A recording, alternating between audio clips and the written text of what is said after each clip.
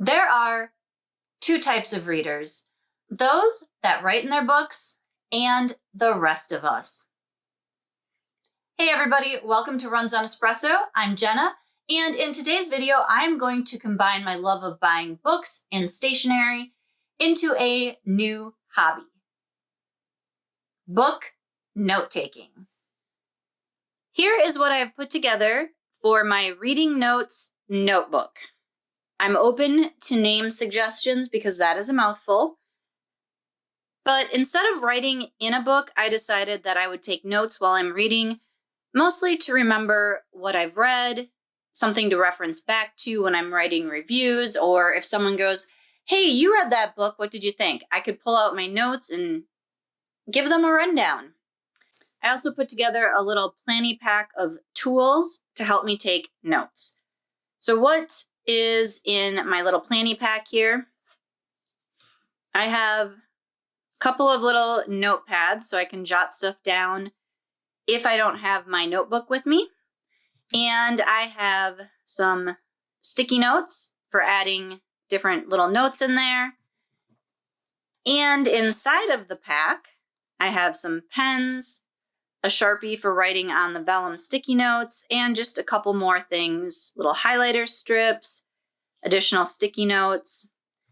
And I pulled out a bunch of other, page flags and vellum sticky notes that I can replenish in my pack later. So that is what is in my little note-taking kit.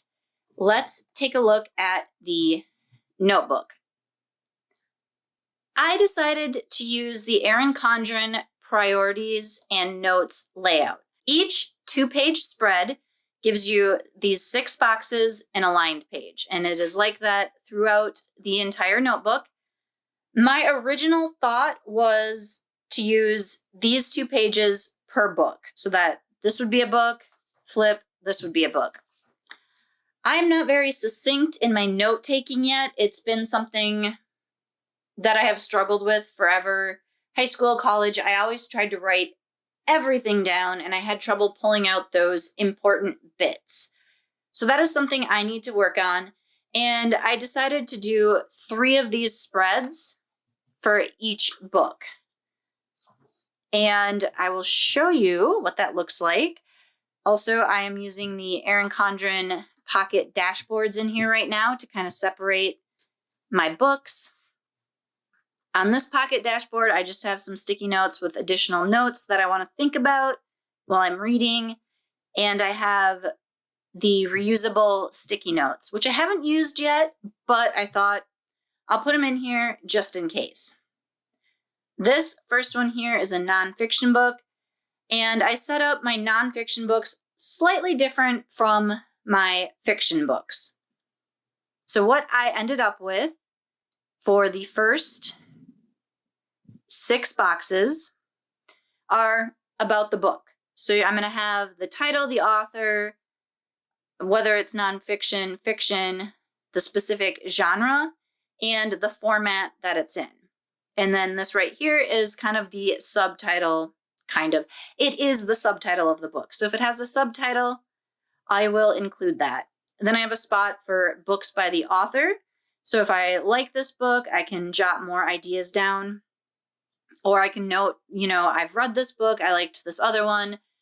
I read this one, I didn't like it.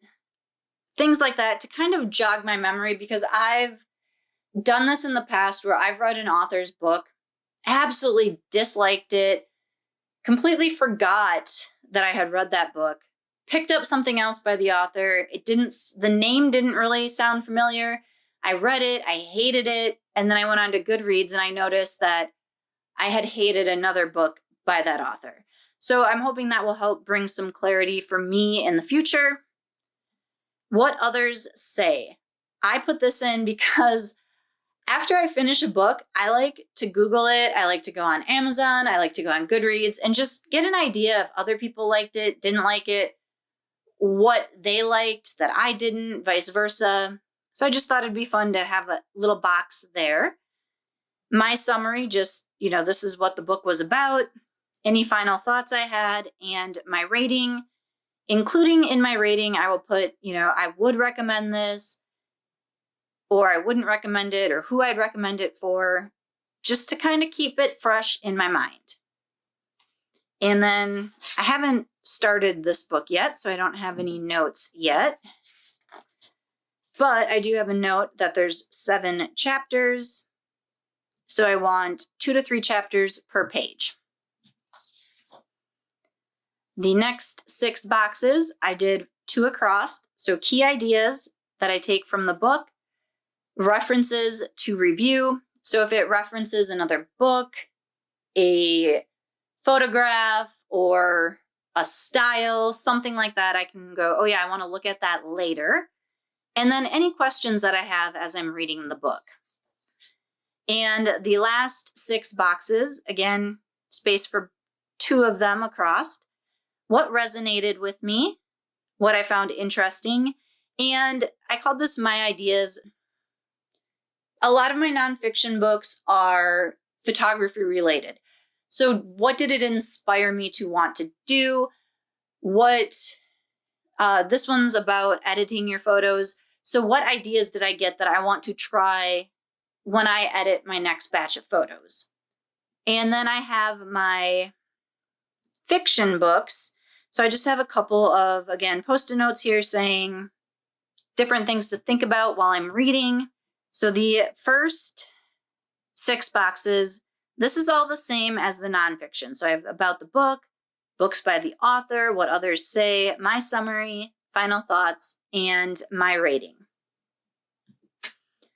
And then I have, this page will be for part 1, which is chapters 1 through 32. Part 2, chapters 33 to 64. Then my 6 boxes on this page, I have 2 boxes for characters. A lot of books, it's really easy to remember the characters, remember their names, remember their relationships to each other. But there's some books when you get into, like, I don't know, Game of Thrones, there's a bajillion different characters and they have a million different ties to each other. So I thought having space for that was helpful. Setting in a lot of fiction books is also a character upon itself. So it's really important to note the setting, note its connection to the book, to the atmosphere that it's trying to create, and then main theme and connections. So main theme I will do after I finish reading. What did I think the main theme or themes of this book were? Connections is, does this book remind me of anything I've already read? Maybe a TV show? And is there anything referenced in this book, actual books, movies, TV shows, etc., things like that, that might relate to the theme? And then the next set of 6 boxes, I have quotes, and 2 spots for that. Questions that I have while reading, what stood out, what did I like, and what did I dislike? Now, this could be, I liked the format of it, or I disliked the format. It could be, I liked this character, I liked how the author wrote whatever. So that, is going to depend on each different fiction book, what I write in those spaces. And then this moves forward into my next nonfiction book. I'll zoom you out a little bit so you can see I've actually started reading this. So I've got notes for the intro, notes for the next section. I have a quote that was in the book here. And I'm really trying to take fewer notes than I normally would and kind of pick out the main ideas. And then again, I've got my 6 boxes, broken it up into the different sections of the book. So the book had an intro, a storytelling section, and steps 1 through 5 as the next section. And then again, I go back to these 6 boxes. And some of these will be filled out as I go through the book. Key ideas will probably be once I finish the book, I will write in there what my key ideas were, but pretty much everything else on these 2 6 boxes will be as I'm going through the book. If anything resonated, if anything was interesting, if I thought of any ideas that I wanted to test out. And the reason that I stuck with 3 pages for each book, that is what it took me for my first book that I took notes on. I don't want to show it to you. It's a fiction book. There's spoilers all over the place. And if you haven't read it yet, I don't want to spoil it for you. So that book I used 3 pages for. And because I often read multiple books at a time, I wanted to know how many pages to dedicate per book. So I came up with 3. 3 is what it is. If I get better at taking notes or realize maybe I only need 2, then I'll change it to 2.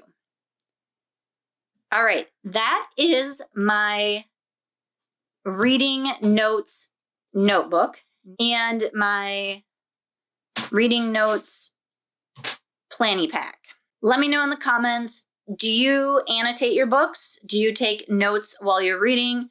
If you do either of those, let me know what you think is important, what you like to make note of, and any tips that you might have for me, because I am open.